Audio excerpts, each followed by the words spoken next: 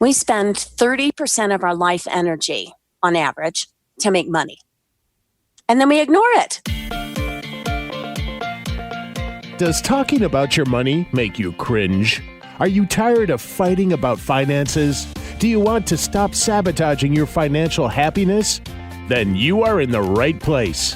Welcome to Breaking Money Silence, a podcast series aimed at helping all of us talk more openly about money. Your host, Kathleen Kingsbury, is a wealth psychology expert who is doing what she does best, speaking about taboo topics. International speaker, author, and founder of KBK Wealth Connection, Kathleen understands money and our relationship with it. Over the past decade, she has empowered thousands of people to break money silence at home and at work. Now, here is Kathleen. I am very excited to have Carol Craigie on the podcast today. Carol and I met at a financial planning conference not that long ago, and we became fast friends.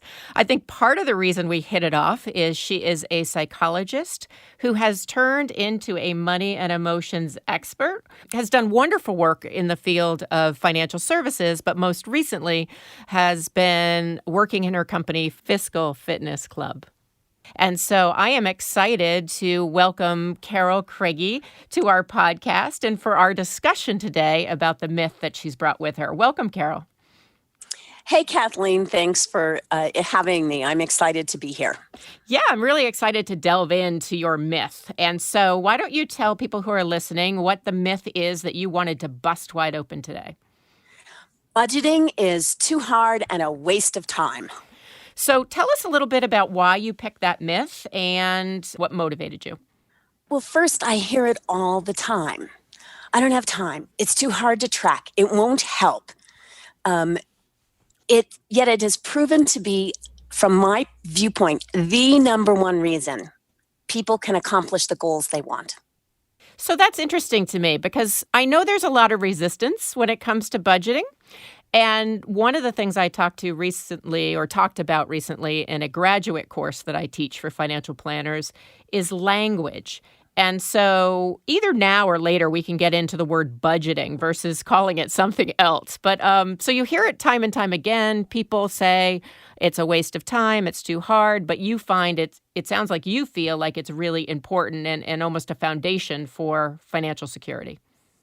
Yeah. As a financial planner, our real job is to help people get clear on their financial goals, such as how much do you need to retire, and what's the target date? And then we're supposed to find the best strategies to help them accomplish those goals. Use HSAs, defer Social Security, put money in your 401k, all that stuff. And people's goals cover a range, such as preparing for retirement or protecting their family from death or disability or buying a house, getting out of debt. Well, getting clear on so many of these goals requires you know what people spend, right? And so I'll say, well, what do you spend now? So I can adjust the retirement income to account for things like their house is going to be paid off and they have to cover healthcare expenses. And most of the time I get the answer, I don't know. Everything I have.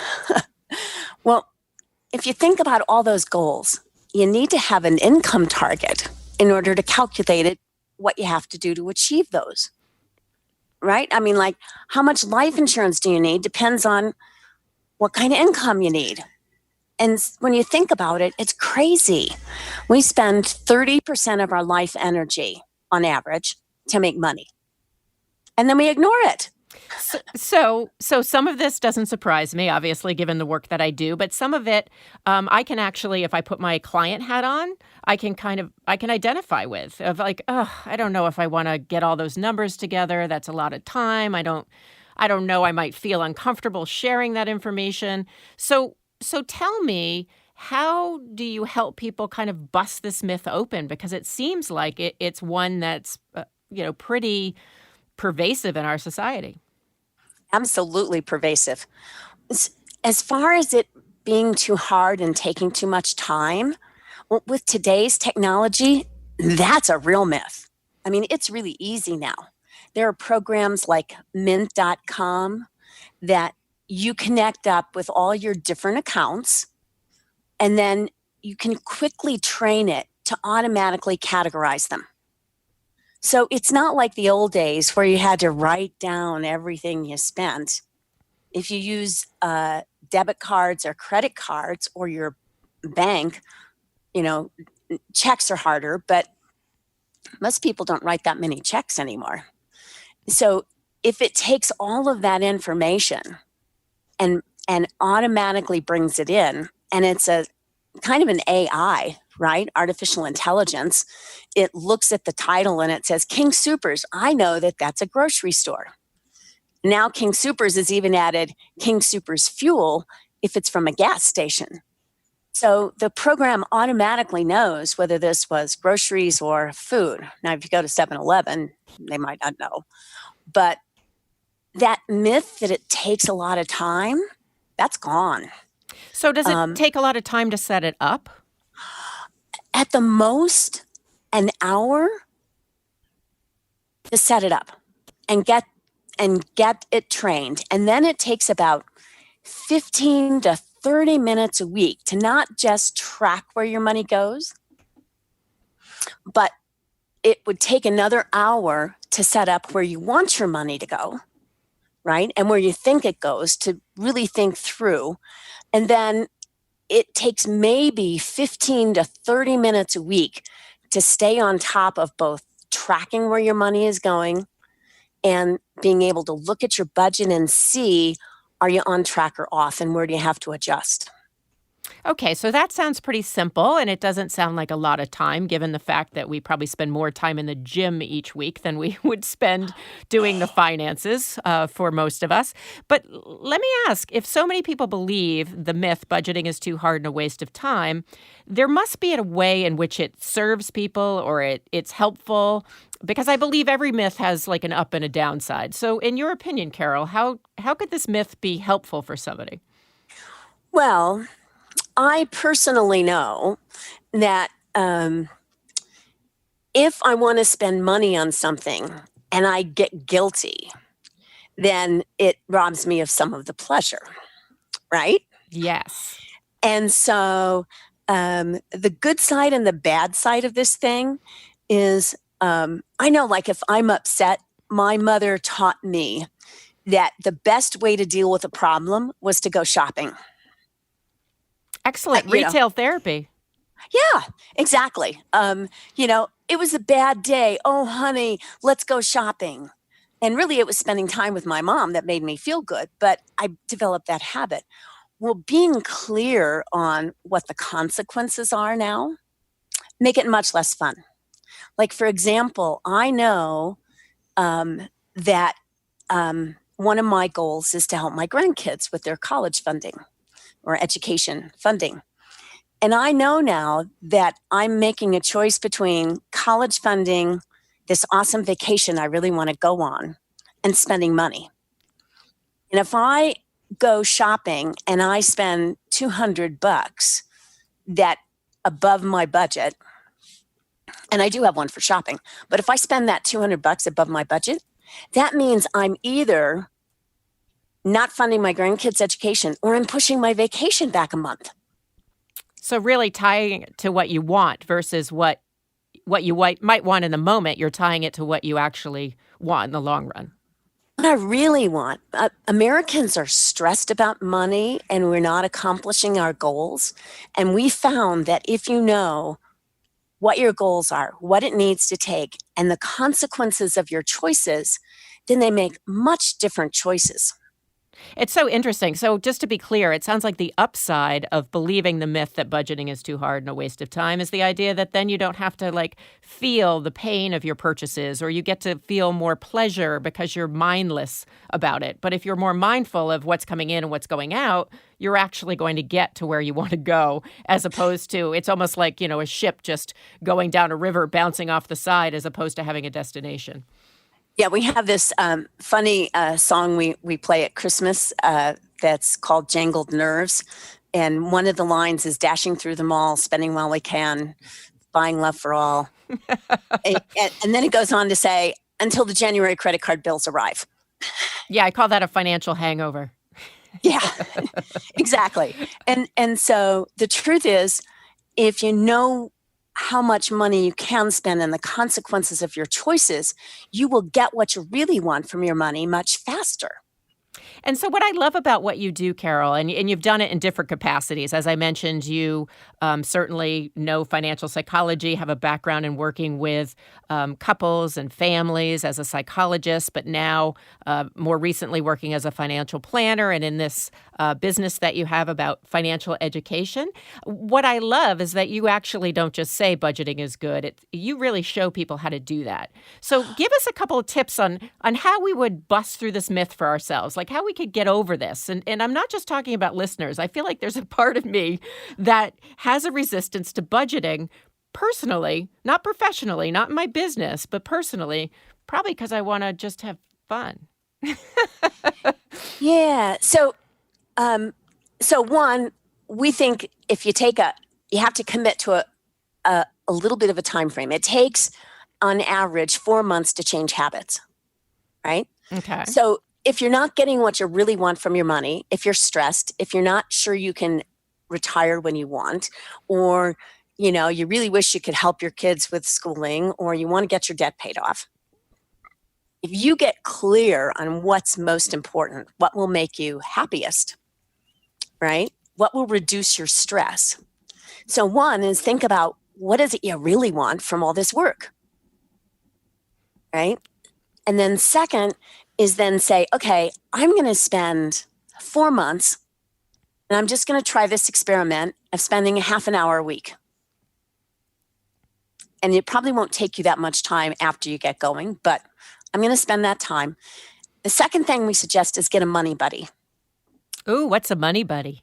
A money buddy is somebody that helps hold you accountable. And you help hold them accountable to achieving what you want. And we've discovered if you get a money buddy and you have to just tell somebody what you've done or not done, it changes behavior and it makes it more fun. So we actually run clubs where we have groups of people get on the phone and talk about what they've learned and what they're doing with the challenge. And what we find is that it gets excitement and energy going. Like, I didn't know I spent this much on eating out. Or I can't believe what this is costing us. So get a money buddy and then agree once a week to check in. And what would a check-in look like? I mean, just at a high level. Well, so the first you got to set your budget up, but get somebody to agree. And then the first thing you do is go through a process of setting up mint.com. And then the next thing you do is actually, and this will take about an hour, project your budget for the whole year, right? And then show it to the other person. Now that feels very weird because money is so private. And as you and I talked about, it's in the closet, right? It's more acceptable to talk about your sex life than it is your credit cards. So you really have to break money silence by showing somebody your budget. Is there a way in which, I feels like that's a whole nother program, Carol, but it sounds like you and your organization help people do that. And I'm not saying that, for some people it may be easy. It may be a relief to share those numbers. For others, it may be a really hard thing you're asking them to do. So how does your organization, or what do you believe is important in helping people take that step of sharing those numbers? Well, we start with easy things, and so maybe sharing the whole budget is not where you can go first, but at least if you can share your goals. The second thing is, we share our own stories and our own pain and the consequences. And when the first person breaks silence, you find that other people start breaking silence. The American Psychological Association actually did a research project on this, and they showed that financial stress is one of the top 2 stressors in America. And if you have somebody else that you trust, that you can talk about with your money, that it dramatically reduces your stress, which actually improves your health. So that certainly seems like it's worth an hour or two in figuring out how to break silence, starting slowly if you need to start slowly. Yeah, and if you find a good friend, we'll get a girlfriend or even if it's a spouse. And the agreement is we're not going to judge. we're just going to listen and ask some challenging questions sometimes. Spouses are another whole topic. We have a whole couples and money class, so we won't go there. But if you get somebody to agree and you both set up Mint, and first you just get to complain about how easy or hard it is to set it up. And then you project your budget. And I do have an offer. If people need a budget form, they can contact us and we will send them a free budget form that's actually matched up to the categories in Mint. And it lets people project expenses, routine and variable. Routine are things like that happen every month. The variable expenses are the things that cause people trouble: car repairs, home repairs, vet bills, all of those kinds of things that we can predict they're coming. Like if you own a car, it's going to break down, right? If you own a house, you're going to have to put money into it to keep it up. But in any case, so you project those expenses, and then once a month, you go into Mint and you say, oh, where'd my money go this month? And in Mint, it's cool, there's a button called Trends, and you can say, what did I spend in these different categories in the last 30 days? That's how fast it is. Well, why don't you let people know where they can email you to get that form? Because I think that's really important, because part of what I could see, depending on your age and your comfort level with technology, potentially there's a little bit of pushback on how do I manage the technology? Like, it's one thing to talk about money, then I have to do this technology. Whereas I think for some people who are more comfortable, certainly millennials and people who have technology in their life all the time may say, oh, that makes it really easy. So where can they get this form from you, Carol? Because that's a very nice offer. info@fiscalfitnessclubs.com. And it's FISCAL, Fiscal Fitness. Great. And I will put that information in the notes to the podcast so people can just click on it and ask for that form. So, Carol, what is one thing you would want to leave listeners with about budgeting and about taking the time to do this and engaging and being mindful with money? If you want to accomplish your goals, and I don't care what the goal is, whether it's vacationing or whatever, you're going to have to budget. Or you're going to have to track your money, whether you call it budget or planning, right? But you need to know where your money goes if you want to change it. And I have this picture of Australia on my refrigerator because that's my next goal. Ooh, nice. And I can choose to eat out in Australia, or I can choose to eat out here. Love that. And then I have some Australian recipes that I put on the refrigerator that when I'm wanting to not cook, they're fast meals that remind me of Australia, and it helps keep me on my goal. And I funded several trips this way. And so knowing what you want and then being able to direct your money there makes a huge difference. One last story. I have a client who was 70, thought she would never be able to retire. We worked on her budget for 9 months. She's going to be retiring in a year. Wow, that's exciting. Because cutting your budget by like $200 a month is worth a 1% return on your portfolio, which is easier to get control. So, yeah, we find people all the time reaching their goals when they start budgeting and remembering what their goals are. I love what you are up to, and I love that we worked at busting the myth wide open, and that budgeting or spending plans are a way to feel in control of your life and be able to reach your goals is actually a fact and not a waste of time, Carol. And what you're doing at the Fiscal Fitness Clubs is really, really, I think, important because it can help people who maybe don't have a buddy or prefer to work with people who have been there really be able to connect and break money silence. So thank you so much for your time and your expertise and all that you do. Oh, thank you. And I appreciate you having this show. Thank you for listening to Breaking Money Silence, hosted by Kathleen Burns Kingsbury, a wealth psychology expert, author, and founder of KBK Wealth Connection. If you like what you heard today, be sure to subscribe on iTunes or your favorite podcast app and leave a review. Also, share this episode with your friends and family. It is a great way to get the conversation started. For more money talk tips and information, or to hire Kathleen to speak at your next event, go to www.breakingmoneysilence.com.